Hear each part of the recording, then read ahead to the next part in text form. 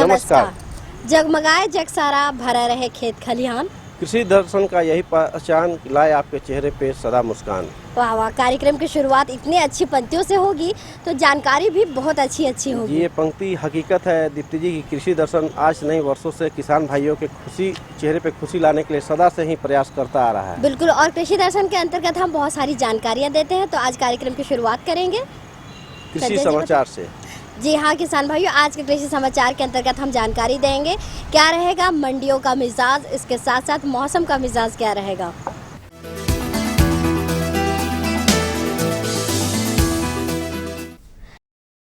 नमस्कार, कृषि समाचार में आपका स्वागत है। मैं हूं हिमांशु शेखर।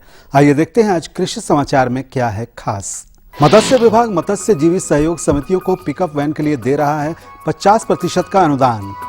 किसान कृषि की तकनीकी समस्याओं का तुरंत निदान पा सकते हैं किसान कॉल सेंटर द्वारा। निकाई गुड़ाई के लिए बेहतर है डच हो। मछली पालन क्षेत्र के विकास के लिए मत्स्य जीवी सहयोग समितियों को परिवहन में सुविधा प्रदान करने के लिए मत्स्य विभाग झारखंड की एक पिकअप वैन के खरीद में 50% का अनुदान देने की योजना है।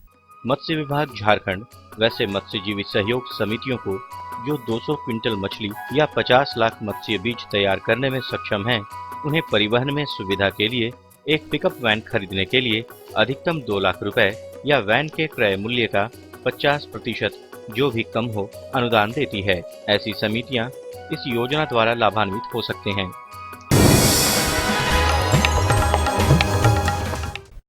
किसानों के तकनीकी समस्याओं के तुरंत निदान के लिए किसान कॉल सेंटरों की स्थापना की गई है। राज्य के कृषक बिरसा कृषि विश्वविद्यालय के कॉल सेंटर की दूरभाष संख्या 2450-698 और 2450-955 पर कार्यालय अवधि में संपर्क कर सकते हैं। साथ ही भारत सरकार द्वारा स्थापित कॉल सेंटर की दूरभाष संख्या 1551 जो कि टोल फ्री नंबर है पर भी संपर्क कर तुरंत समाधान प्राप्त कर सकते हैं।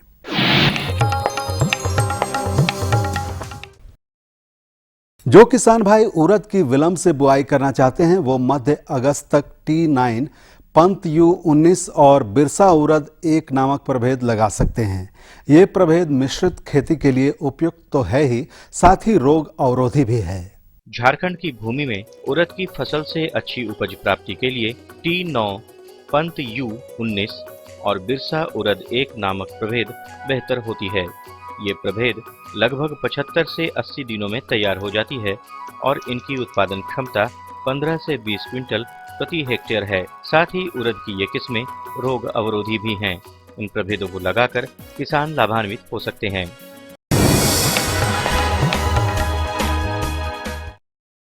मुर्गी पालकों के लिए बरसात का समय मुर्गियों के स्वास्थ्य को लेकर काफी ध्यान देने वाला होता है। इस समय मुर्गियों में टुनकी, चेचक और रानीखेत जैसी बीमारियां लगने की संभावना रहती है। ये बीमारियां मुर्गियों में ना लगें, इसके उपाय बता रहे हैं हमारे विशेषज्ञ। मुर्गी पालन में मतलब जो है चेचक का और मतलब जो है टुनकी या रानीखेत जो बीमारी होती है उसका मतलब टीकाकरण अवश्य करा लें। इससे मतलब मुर्गी स्वस्थ रहेंगी और आपकी आय की वृद्धि होगी।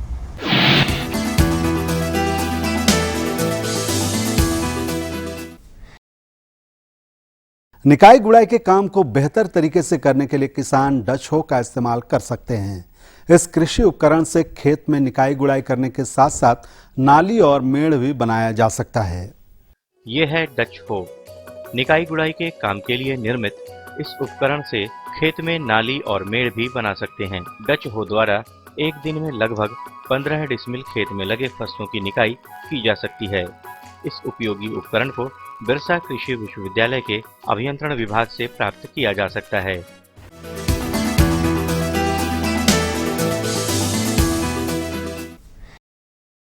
कृषि समाचार में अब बारी है सफल किसान से मिलने की, तो चलिए मिलते हैं एक सफल किसान से और जानते हैं सफलता की मंजिल इन्होंने कैसे पाई। ये किसान अपने क्षेत्र में सब्जियों की बेहतर खेती के लिए जाने जाते हैं। सफल सब्जी उत्पादन के बारे में पूछने पर ये बताते हैं कि कृषि की वैज्ञानिक पद्धतियां इसके लिए बहुत सहयोगी हैं। सब्जियों की खेती वैज्ञानिक विधियों द्वारा करने पर उपज में बढ़ोतरी के साथ साथ गुणवत्तापूर्ण फसल भी प्राप्त होती है। अधिक से बढ़वा इंसान हम फसल लगाला छिए और उपज लेबे और अधिक फायदा क्रम उपज में हमरा हते बोड़वा करले छिए, मक्के लगाले छिए, धान के खेती करे छिए, साग सब्जी करे छिए, फायदा होवे छे साग में, कद्दू में, धान में, बोड़वा में नया तरीका से लगाले छिए हम फसल। और अब मंडी भाव में आइए नजर डालते हैं अनाजों के भाव पर। आज खाद्यान्न मंडियों में अनाजों के भाव हल्के उतार चढ़ाव के साथ सामान्य रही। वहीं सब्जी मंडियों में आज के खुदरा भावों को देखें तो उपभोक्ताओं के लिए सब्जियां महंगी बिकी। वहीं कुछ खास अनाजों के आज के भाव इस प्रकार रहे। चावल मोटा न्यूनतम 1800 रुपए से लेकर अधिकतम 2100 रुपए। दाल अरहर न्यूनतम 6500 रुपए से लेकर अधिकतम 7100 रुपए। सरसों तेल न्यूनतम 10200 रुपए से लेकर अधिकतम 10300 रुपए। चीनी न्यूनतम 3550 रुपए से लेकर अधिकतम 3750 रुपए। वहीं प्याज के मूल्य रहे न्यूनतम 2000 रुपए से लेकर अधिकतम 2300 रुपए। और अब एक नजर राज्य के 4 प्रमुख शहरों के मौसम के मिजाज पर। आज राज्य के 4 प्रमुख शहरों के तापमान इस प्रकार दर्ज किए गए। रांची अधिकतम 33 डिग्री सेल्सियस, न्यूनतम 23 डिग्री सेल्सियस। जमशेदपुर अधिकतम 36 डिग्री सेल्सियस, न्यूनतम 26 डिग्री सेल्सियस। धनबाद अधिकतम 35 डिग्री सेल्सियस, न्यूनतम 25 डिग्री सेल्सियस।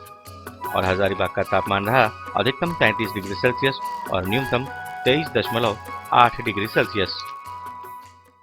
कृषि समाचार में आज इतना ही। अगले दिन अगले अंक में फिर मुलाकात होगी कुछ ताजा तरीन खबरों के साथ। तब तक के लिए दीजिए इजाजत। नमस्कार, जोहार।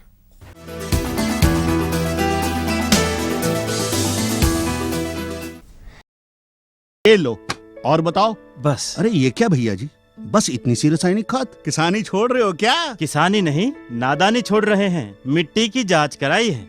अब तो लालाजी जितनी जरूरत है उतने ही उर्वरक खेत में डालेंगे। हाँ, किसान भाई आज ही अपने जिले की नजदीकी भूमि परीक्षण प्रयोगशाला में मिट्टी की जांच जरूर करवाएं और मिट्टी में पोषक तत्व, नमी व पौधे के विकास को देखते हुए केवल जरूरत के अनुसार ही पोषक तत्व डालें। और हाँ, मिट्टी में गंधक, जस्ता, बोरोन जैसे सूक्ष्म पोषक तत्वों का पता लगाना भी न भूलें।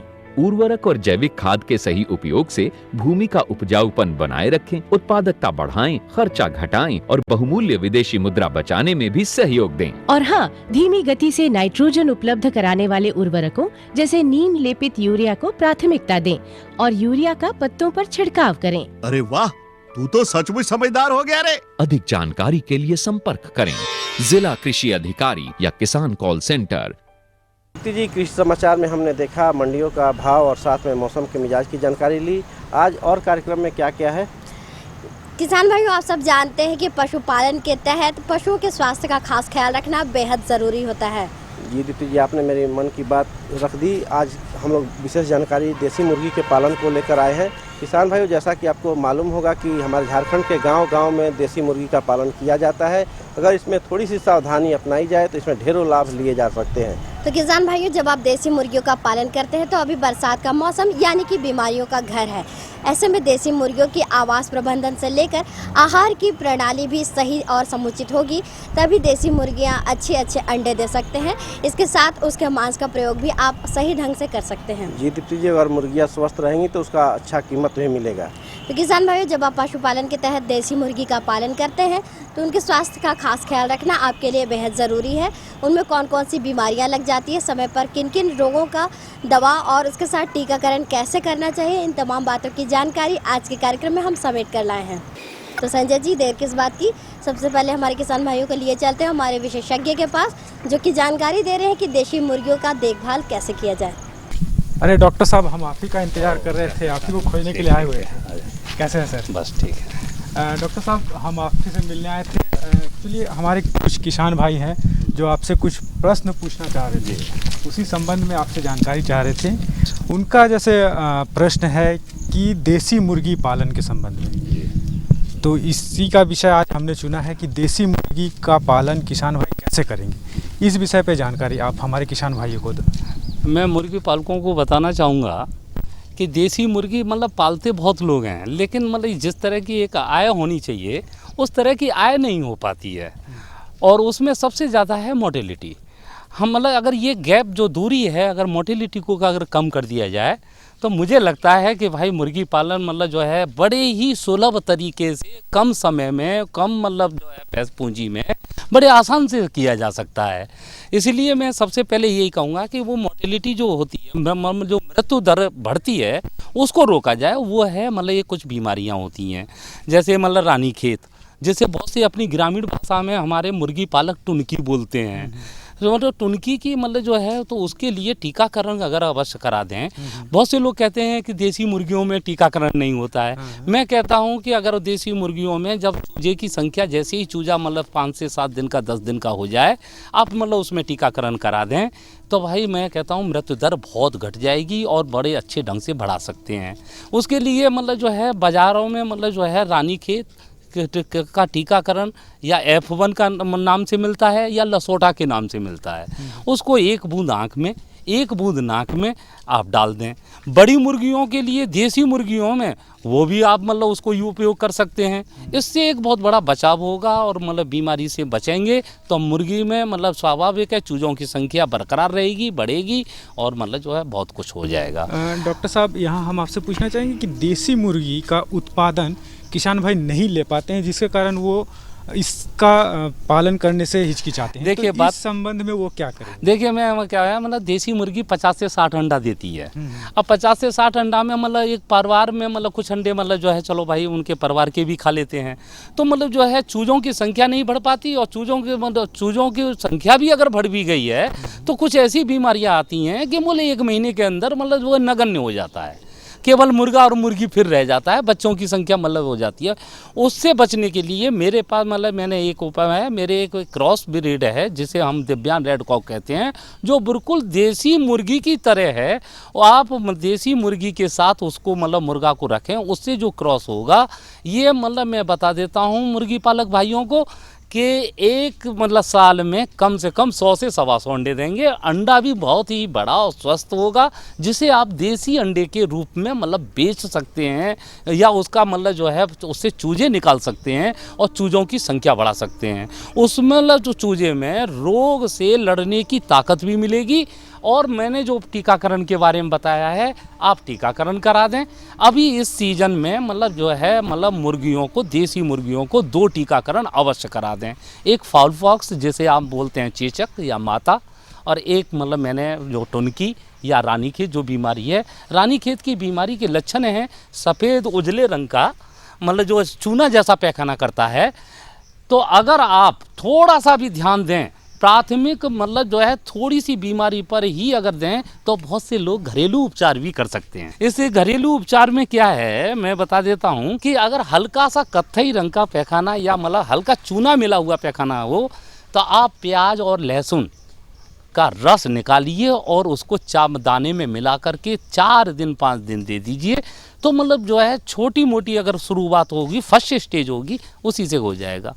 और अगर वैसी भयंकर बीमारी हो, अगर ज़्यादा ही चूना जैसा पैखाना है, खरखर की आवाज़ आ रही है, मुंह खोल करके सांस ले रही है मुर्गी, तो उसके लिए आप मतलब जो है बहुत सी कुछ दवाएं आती हैं जैसे नियोडॉक्सफोर्ट 2 ग्राम 1 लीटर पानी में। अब आप कहेंगे देसी मुर्गी पानी नहीं पीती है, तो 2 ग्राम आप मतलब उसके भोजन में जो चावल देते हैं या जो भी भात देते हैं, भात बोलते हैं चावल बोलते हैं, उसमें मिला करके और थोड़ा सा दे दीजिए। सुबह शाम 2 टाइम देते रहिए, आपका मतलब सही हो जाएगा। थोड़ा सा ध्यान देने पर मुर्गी पालन से एक मतलब व्यक्ति अपने डेली के खर्चे को निकाल सकता है। ये 100% है अगर वो थोड़ा सा ध्यान दे। डॉक्टर साहब, यहाँ मैं आपसे पूछना चाहूँगा, मेरा एक मित्र है जिसने देसी मुर्गी का पालन किया था, पर उसने एक शिकायत मुझसे की, वो है कि बोला कि इसके आहार बहुत महंगे आते हैं, तो इसके कारण उसने ये व्यवसाय छोड़ने का मन बनाया है। तो मैं आपसे जानना चाहूँगा कि इस संबंध में वो क्या करें कि वो घर में कुछ आहार बना सकता है जिससे वो देसी मुर्गियों को दे सकें?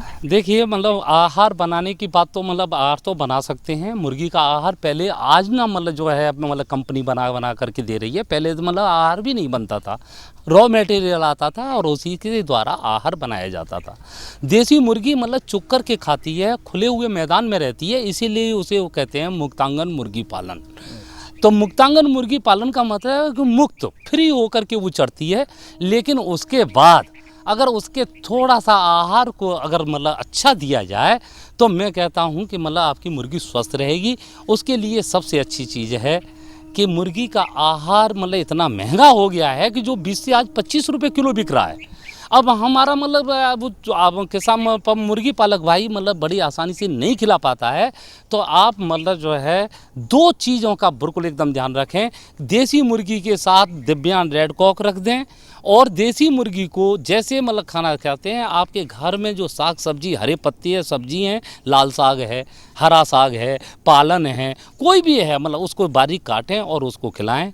और एक चीज़ और मैं बता देता हूँ, आपने देखा होगा तालाब में कुछ मतलब हरा हरा काई जैसा जम जाता है, चौड़े पत्ते वाला, जिसे कहते हैं अजोला। अजोला इतनी अच्छी चीज़ है, ये इसका मैं आज मतलब दोनों हैं, जहाँ पशुओं को खिलाइए या मुर्गी को खिलाइए। मुर्गी को अगर आप एक टाइम अजोला दें दाने में मिला करके, ये 100% है कि आपका दाना 25% से लेकर के 30% तक मतलब आप कम कर सकते हैं, और मुर्गी बिल्कुल स्वस्थ रह सकती है और मतलब अच्छी तरह से भोजन प्राप्त कर सकती है। इसलिए मैं मतलब जो है मुर्गी पालक भाइयों से यही कहूँगा कि अगर आप खाने में मतलब कुछ थोड़ा ध्यान दें, और मतलब घरेलू उपचार, घरेलू मतलब दाने के रूप में तो वो मतलब जो है अच्छा मतलब स्वस्थ भोजन और मतलब जो है स्वस्थ मुर्गी मतलब आप ले सकते हैं। तो डॉक्टर साहब, जैसा कि आपने बताया कि देसी मुर्गी पालन घरेलू उपचार से भी किया जा सकता है या घरेलू आहार से भी किया जा सकता है। तो इस संबंध में मैं आपसे जानना चाहूँगा कि आप हमारे किसान भाइयों को विशेष करके क्या सलाह देंगे कि वो देसी मुर्गी का पालन अपने घर में करें और उसका लाभ लें। मैं भाई यही कहना चाहूँगा मुर्गी पालन से, आप करके देखिए, तब ना आपको अनुभव होगा। मैं मुर्गी पालक भाइयों से यही कहूँगा कि देसी मुर्गी है जिसके पास, वो दिव्यांग रेड कॉक का मुर्गा ज़रूर रखें और उससे क्रॉस कराएं। अंडे का उत्पादन बढ़ेगा और बच्चा स्वस्थ रहेगा, और आप उससे अच्छी आय ले सकते हैं। और उसके खाने में आप मतलब हरी सब्जी के जितने भी पत्ते हैं, जिनको मतलब मुर्गी बड़ी आसानी से खा सकती है, उसको बारीक बारीक काट करके, और अजोला एक मतलब जो मैंने काई बताया था, उसको भी आप मतलब अगर देते हैं तो आपके आहार की भी मतलब जो है बचत होगी, और आपके मुर्गी स्वस्थ और मतलब जो है आय भी आपका मतलब आमदनी भी बढ़ेगी। मैं यही पशुपालक भाइयों को कहूँगा कि अगर आप थोड़ा सा ध्यान दें तो पोल्ट्री फार्म मतलब जो ब्रॉयलर फार्म है, उससे मतलब ज़्यादा बेहतर आप इसमें भी मतलब जो है लाभ ले सकते हैं। डॉक्टर साहब, आपने हमारे किसान भाइयों को इतनी अच्छी जानकारी दी, इसके लिए आपका बहुत बहुत धन्यवाद।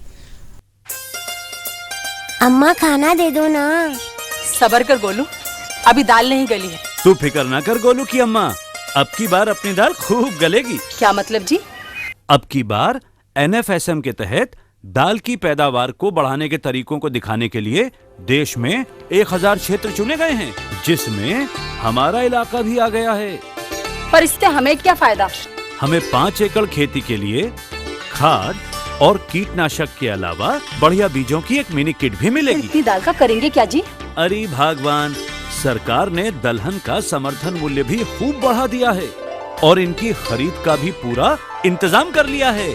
इससे आमदनी बढ़ेगी, और फिर हमारा गोलू अच्छे स्कूल में जाकर के कृषि वैज्ञानिक बनेगा। हाँ, तो किसान भाइयों, आपने देखा देसी मुर्गी के पालन में क्या क्या सावधानी बरती जाए और कैसे इनका समुचित रखरखाव किया जाए। दीप्ति जी, ये तो मुर्गी पालन के बारे में बात हो गई, और क्या है किसान भाइयों के लिए खास? किसान भाइयों, आप बाग बगीचों में भी शौक रखते हैं, और इनके शौकीन होने के कारण आपको बाग बगीचों की देखभाल करनी भी बेहद ज़रूरी होती है। खासकर बरसात के दिनों में जब आप लोग फलों की तोड़ाई कर लेते हैं, तो इस समय विशेषकर बहुत ज़्यादा सावधानी अपनानी पड़ती है, ताकि आगे आने वाले साल में बहुत अच्छी उपज आपको मिले।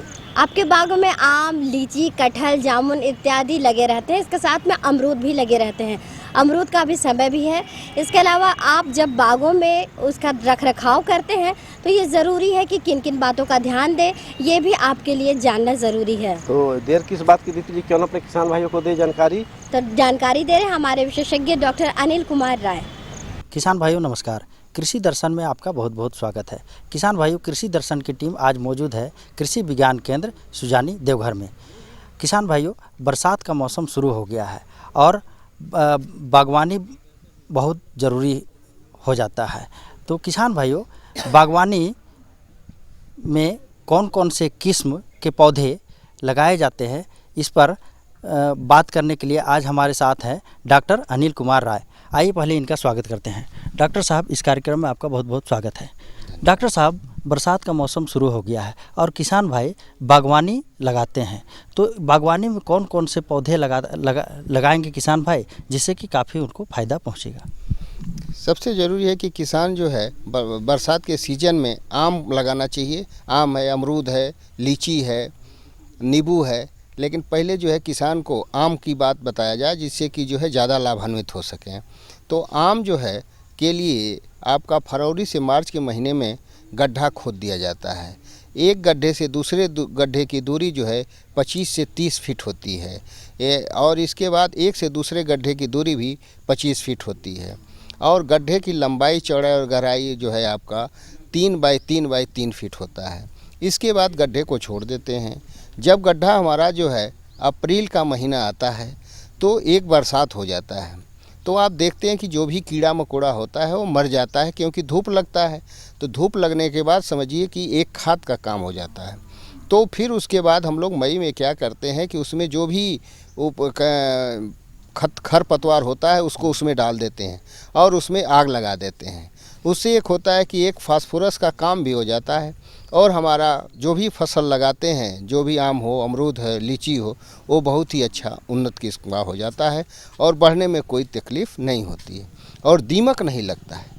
तो इसलिए जो है हम लोग उसको कर देते हैं और फिर जून के फर्स्ट वीक में गड्ढे को भर देते हैं। उसमें जो है 2 भाग गोबर, 1 भाग जो है मिट्टी मिला के गोबर को, और दीमक से बचाव के लिए सारी प्रक्रिया करने के बाद भी दीमक के लिए जो उसमें फुराडान पाउडर 50 ग्राम मिला के उस गड्ढे को पूरा भर देते हैं। गड्ढे को भरते समय इस बात का ध्यान रखना चाहिए कि गड्ढा हमारा थोड़ा ऊंचा रहे, क्योंकि जब अब बरसात पड़ता है तो देखते हैं कि गड्ढा नीचा हो जाता है। तो जब गड्ढा नीचा हो जाता है तो पौधे को पानी लगने से मरने की चांसेस रहता है। तो उसको जब लगाते हैं तो बरसात के सीज़न में उसको थोड़ा ऊंचा कर लेते हैं, कि जब ऊंचा कर लेते हैं तो ऊंचा करने के बाद उसको पैर से दबा देते हैं कि उसमें पानी नहीं जाए, क्योंकि पानी जाने के बाद उसमें एयर हो जाता है। तो एयर लग जाएगा तो पौधे मर जाते हैं। तो इसकी हमको बहुत ही विशेष ध्यान किसान भाइयों को देना चाहिए कि जब हम किसी भी पौधे को लगाते हैं तो उसको जो है एयर टाइट होना चाहिए, यानी ज़मीन को पैर से दबा देना चाहिए कि वो पौधा जो है हमेशा के लिए वो टाइट रहे और लगाने के बाद जो है उसमें मरने का चांसेस नहीं रहता है। ठीक है, तो उसके बाद हम लोग क्या करते हैं कि आम को लगा देते हैं। आम में मैक्सिमम आप देखते हैं कि मालदह, दुधिया मालदह और आम्रपाली और मल्लिका भी है, सिपिया भी है, शुक्ल भी है, बहुत सारी वैरायटी हैं, जिसको कि हम लोग देख रहे हैं कि ज़्यादातर अगर मार्केट के हिसाब से देखा जाए तो दुधिया मालदह ही बहुत ही उपयोगी है किसान के लिए। आम्रपाली और मल्लिका है जो रेगुलर बियरिंग है, यानी हर साल फलता है, लेकिन आपका मालदह जो है अल्टरनेट बियरिंग है, 1 साल आता है, 1 साल के बाद नहीं आता है। तो इसलिए हम लोग कहते हैं कि किसान भाई आप आम्रपाली और मल्लिका भी लगावें, जिससे कि उनको 200 से 250 एक पेड़ से हमेशा उनको कुछ न कुछ आम मिलता रहे, जिससे कि उनके पारिवारिक का भरण पोषण होता रहे। और मार्केटिंग में इतना महंगा है कि किसान गरीब आदमी और उसको ख़रीद नहीं पाता है, तो उसको लगाते रहें, उसको करते रहें। तो आम जब लगाते हैं तो आम जो का सीज़न यही है, बरसात का सीज़न है, और इस समय जो है किसान को अब आम, अमरूद, लीची लगा देना चाहिए। इसके बाद जब आम लगा देते हैं तो एक चीज़ पर ध्यान रखना चाहिए कि आम जब लगा देते हैं तो उसको जो है पौधा में लगाने के बाद उसकी 10 दिन के बाद थोड़ा सा उसकी गुड़ाई कर देते हैं, कि उसमें जब नया कलफ आ जाता है तो गुड़ाई कर देने के बाद जो पानी ऊपर से पड़ता है तो मिट्टी जो दबी हुई है वो हल्का फुलफुला हो जाने के बाद जब पानी पड़ता है तो तुरंत उसमें नया कलफ आ जाता है, और फिर इसके बाद जो है उसको कंप्लीट हो जाता है। और फिर अक्टूबर नवंबर में उसमें हल्की मैन्योरिंग कर देते हैं, माने पौधा छोटा होता है तो उसमें समझिए कि 50 ग्राम DAP दे देते हैं। तो NPK, DAP की जगह NPK, नाइट्रोजन, फास्फोरस, पोटास, उसमें तीनों रहता है, 12, 32, 16, तो तीनों मिला के अगर हम जो लोग जो है 50-50 ग्राम एक पौधे में दे देते हैं और फिर उसमें जो है वर्मी कंपोस्ट दे देते हैं, तो उसको दे देने से हमारी प्रक्रिया कंप्लीट हो जाती है और पौधा जो है मरने का चांस जो है कम रहता है। क्योंकि अगर हम उसको नहीं देते हैं तो आप देखते हैं कि मई जून में जब आता है, अप्रैल के बाद जब पानी की कमी होती है पौधा मरने लगता है। तो जब हम गोबर और वर्मी देते हैं तो उसमें नमी बनाए रखता है, और नमी बनाने से पौधे के मरने का चांस कम रहता है और किसान अगर 2 साल बचा लेता है तो फिर तीसरे साल से उससे फलत आना शुरू हो जाता है और फिर किसान को प्रोडक्शन जब आने लगता है तो फिर उसको जो है उसमें अपना मैन्योरिंग करते रहे। 3 साल तक उसमें सावधानी बरतनी चाहिए कि घास पास को निकाल दे, उसमें समय समय पर मैन्योरिंग करे। एक बार जो है मई जून में कर दे और एक बार अक्टूबर नवंबर में कर दे। तो 2 बार करने से किसान की जो है फलदार वृक्ष जो लगाते हैं अपने बगीचा में उनके लिए कोई समस्या नहीं रहती और फल उनको अच्छा मिलता है। और उसको जो है 3 साल 4 साल के बाद ऑक्शन कर दें और फिर उनको जो है 10 से 20 हज़ार तीसरे साल के बाद, तीसरे के चौथे साल के बाद 40 से 50 हज़ार, फिर लाखों में एकड़ में उनकी आने लगता है जी, आमदनी आने लगती है। तो किसान को आम का 1 एकड़ में मात्र 40 पेड़ लगता है। तो 40 पेड़ लगता है तो किसान के लिए आप देखते हैं कि संथाल परगना में या पूरे झारखंड में कहिए कि पर्टिज लैंड है, अगर उसको आम की खेती कर देते हैं तो किसान की समस्या हल हो जाएगी। और हर किसान को हम लोग यही जागरूक कर रहे हैं कि आप लोग आम, अमरूद और लीची लगावें, जिससे कि कटहल तो यहाँ का सार्वजनिक है तो किसान कटहल की खेती करता है। लेकिन हमारे यहाँ जो है संथाल परगना में कटहल की खेती इतनी अच्छी होती है कि इसमें मार्केटिंग प्रॉब्लम हो जाता है, जिसको कि हम लोग को मार्केटिंग यहाँ पर बहुत ही कम मिलता है। तो इसको हम लोग यूपी भेजते हैं, फिर जो है इसको बाहर भेजते हैं तो किसान उतना बेचारा कर नहीं पाता जिससे कि उसको उचित मूल्य नहीं मिल पाता है। अच्छा, तो कटहल को अगर हम आम की करते हैं तो आम की मूल्य जो है हमको अपने मार्केट में ही मिल जाता है, जिससे उसकी कोई समस्या नहीं रहती है और उसको जो है 40 से 50 रुपया पर केजी आ जाता है। तो समझिए कि जो है किसान को कोई समस्या नहीं आम लगाने में। लेकिन किसान लोग करते क्या हैं कि हम लोग लगवा रहे हैं, मिशन के तहत हमारे यहाँ आया हुआ प्रोग्राम, लेकिन किसान सोचते हैं कि ये इनकी ड्यूटी है, लेकिन ये गलत चीज़ है। ये हम लेके नहीं जाएंगे, ये तो उनकी है और उसको अगर ध्यान दे के लगाना चाहिए कि हम लोग कई जगह किए तो वो जो है उसको बचा नहीं पा रहे हैं। तो बचाने का कार्य तो किसान का ही होगा, तभी तो उसका आमदनी बढ़ेगी। तो उस पर हम लोग विशेष ध्यान दे रहे हैं। तो हमारी सरकार, हमारा उपायुक्त महोदय जो है उसको जो है नरेगा के तहत उसको जो है आपको ट्रेंच कटिंग करवा रहे हैं, जिससे कि जो है किसान को जो है उसको बचाया जा सके। डॉक्टर साहब, इस जानकारी के लिए, हमारे किसान भाइयों को इतनी अच्छी जानकारी दी, इसके लिए आपको बहुत बहुत धन्यवाद। जोहार। तो किसान भाइयों, आज के अंक में आपने देखा देसी मुर्गी पालन किस प्रकार किया जाए और बागों की देखभाल कैसे की जाए। आगे भी कार्यक्रम में आपके लिए ढेर सारी जानकारी लेकर आएंगे। तो किसान भाइयों, यदि आप कोई नए किसान हैं, कृषि जगत या पशुपालन जगत में बहुत सारी आपको बाधाएं आ रही हैं, तो संजय जी आपको बताएंगे कि क्या करना होगा। तो किसान भाइयों, बहुत बड़ी बात नहीं, आपको सबसे पहले हमें पत्र देना होगा और उसमें अपनी समस्या और सुझावों को जरूर रखें। तो किसान भाइयों, पत्र लिखने के लिए पत्राचार करें हमारे इस पते पर। हमारा पता है कार्यक्रम कृषि दर्शन, कृषि प्रकोष्ठ द्वारा केंद्र निदेशक, दूरदर्शन केंद्र, रातू रोड, रांची, पिन संख्या 834001। तो दीप्ति जी, अब हमें क्या करना होगा? अब हमें इजाज़त लेना होगा, इसलिए इस वादे के साथ कि अगले अंक में कृषि जगत और पशुपालन जगत से जुड़ी बहुत सारी छोटी बड़ी जानकारियाँ आपके सामने लेकर हम फिर से होंगे हाजिर। तब तक के लिए किसान भाइयों, हम दोनों को दीजिए इजाज़त। नमस्कार।